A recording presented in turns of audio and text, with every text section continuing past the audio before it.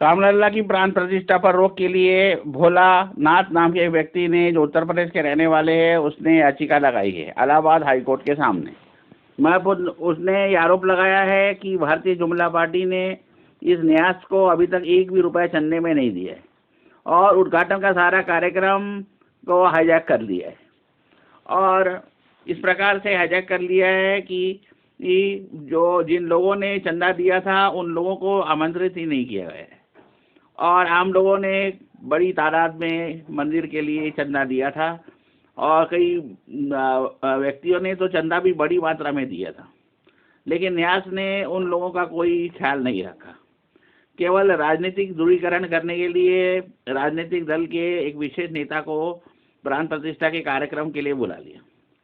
तो उसने याचिका में आरोप लगाया है कि उसने और अन्य लोगों ने न्यास को पैसे दिए थे और उनके पास चंदे का पर्ची है, लेकिन न्यास ने उन लोगों को नहीं बुलाया और इस प्रकार से ये जो कार्यक्रम किया जा रहा है वो पूरी तरह से गैरकानूनी है, अधर्मी है और असंवैधानिक है। इसलिए इस कार्यक्रम पर रोक लगाई जाए। उसने आरोप लगाया कि जो महीना चल रहा है अर्थात पौष मास में हिंदू धर्म में किसी प्रकार के कोई धार्मिक कार्यक्रम आयोजित नहीं किए जाते, लेकिन आपको तो पता ही है कि हमारे देश में किस प्रकार का कानून चल रहा है, जिसकी लाठी उसकी भैंस। अब देखना यह है कि उसके द्वारा जो याचिका में बातें उठाई गई उसको लेकर हाई कोर्ट इलाहाबाद क्या रुख उठाता है। और उसने ये भी आरोप लगाया है कि जिस प्रकार से राजनीतिक दलों को पर आचार संहिता के नियम लागू होते हैं, उस प्रकार से किसी भी राजनीतिक दल को किसी धार्मिक स्थान पर अपने कार्यक्रमों को करने की इजाज़त नहीं दी जा सकती, चाहे वो किसी भी राजनीतिक दल का ही क्यों ना हो। हालांकि इस बार तो बात कुछ अलग है, क्योंकि मौजूदा पार्टी जो है वो सत्ताधारी पार्टी है और इलाहाबाद हाई कोर्ट इस बात की इतनी औकात रखता है कि वो इस प्रकार का कोई फैसला कर सके। इस बात पर विचार करना बहुत ही महत्वपूर्ण हो जाएगा। हालांकि मॉरल कोड ऑफ कंडक्ट के अनुसार कोई भी राजनीतिक दल किसी भी धार्मिक स्थल पर अपने कोई कार्यक्रम आयोजित नहीं कर सकता, चाहे वो परोक्ष हो चाहे अपरोक्ष हो, जिसका फायदा आने वाले चुनाव में लेने की सोचता है।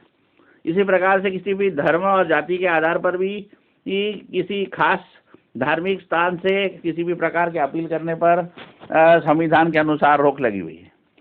लेकिन हमारे देश में एक अजीब सा कानून चल रहा है जिसके अंतर्गत ना तो चुनाव आयोग कुछ कर रहा है और ना ही हमारे न्यायालय कुछ कर रहे हैं। इस प्रकार की एक विचित्र सी परिस्थिति पैदा हो रही है। इसलिए अब ये देखना ये है कि इलाहाबाद हाई कोर्ट इस मामले में इस मामले को लेता है या नहीं, और अगर लेता है तो इस मामले में क्या नोटिस जारी करता है या फिर इस मामले में कोई स्थगन आदेश देता है।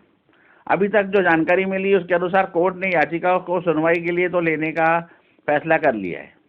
अब देखना यह है कि जो कानूनों का उल्लंघन किया जा रहा है उसके ऊपर इलाहाबाद हाई कोर्ट क्या रुख इख्तियार करता है। हाल के कुछ वर्षों में इलाहाबाद हाई कोर्ट इस प्रकार के सारे मामलों पर कुछ भी फैसला करने से बचता रहा है और इस मामले को वो या तो सुप्रीम कोर्ट भेज देता है या इसको लंबी तारीख दे देता है, जिसकी वजह से वो खुद ही याचिकाकर्ता अपनी याचिका वापस ले लेता है। तो मेरे चैनल को लाइक कीजिए, सब्सक्राइब कीजिए और फॉरवर्ड कीजिए और लोकतंत्र को बचाइए। धन्यवाद।